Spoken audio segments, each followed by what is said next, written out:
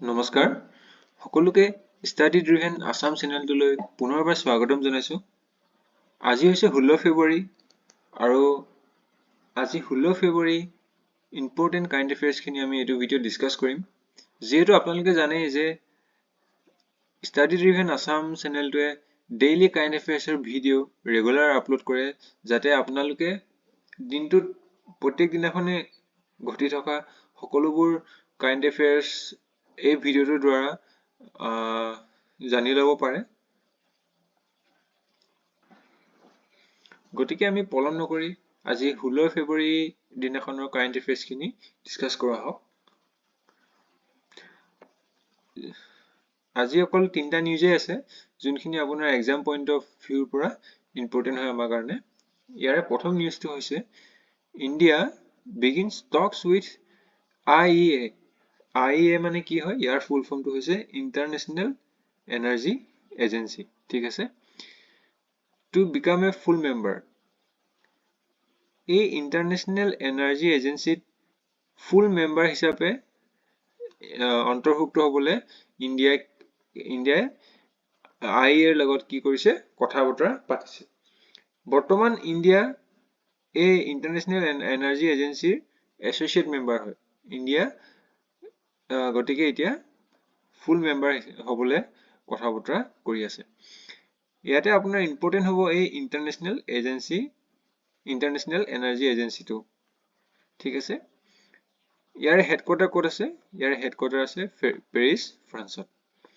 আৰু এই international energy এজেঞ্চিটো 1974ত form হৈছিল।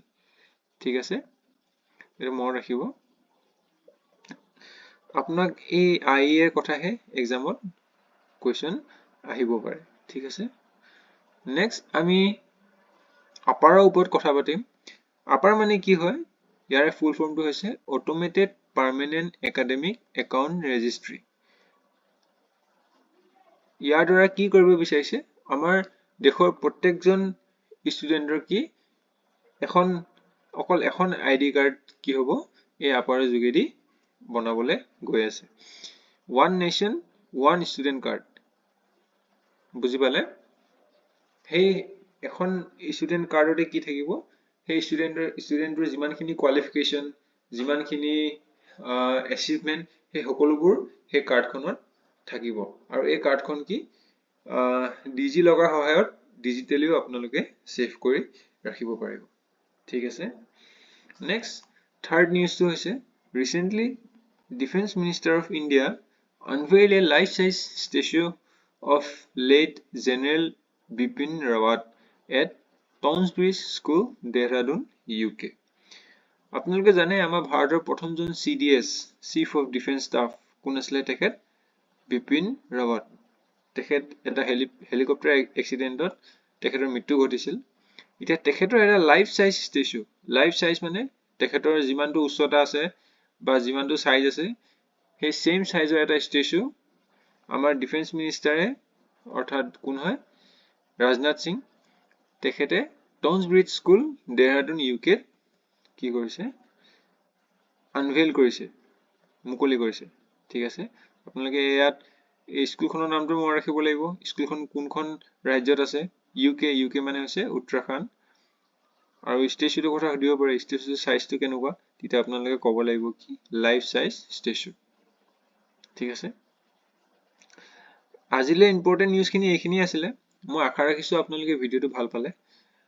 যদি ভাল পালে তেনেহ'লে নিজৰ ফ্ৰেণ্ড চাৰ্কুলৰ মাজত নিশ্চয় শ্বেয়াৰ কৰিব, যাতে তেখেতলোকেও এই ভিডিঅ'টোৰ পৰা উপকৃত হ'ব পাৰে। যদি আপোনালোকে আমাৰ আসাম এপেক্স বেংকৰ যদি চিৰিজটো চোৱা নাই, তেনেহ'লে এই চিৰিজটো নিশ্চয় চাব। যিহেতু এতিয়াও ফৰ্ম ফিল আপৰ লাষ্ট ডেট বাকী আছে, আপোনালোক যিসকলে ফৰ্ম ফিল আপ কৰা নাই সেইসকলে গৈ এতিয়াও ফৰ্ম ফিল আপ কৰি ল'ব পাৰে। আমাৰ ষ্টাডি ড্ৰিভেন আসাম চেনেলটোৰ এই এপেক্স বেংক এছিষ্টেণ্টৰ কোৰ্চটো যদি আপোনালোকে ফ'ল' কৰে, তেনেহ'লে মই আপোনালোকক এটা চিয়ৰিটি দিব পাৰিম যে আপোনালোকে এক্সাম হলত গৈ পেলাই কোনো ধৰণৰ অসুবিধাৰ সন্মুখীন হ'বলগীয়া নহয়। ঠিক আছে দেন আজিলৈ ইমানেই আছিল। পুনৰ এটা ভিডিঅ'ত নিশ্চয় লগ পাম। Thank U.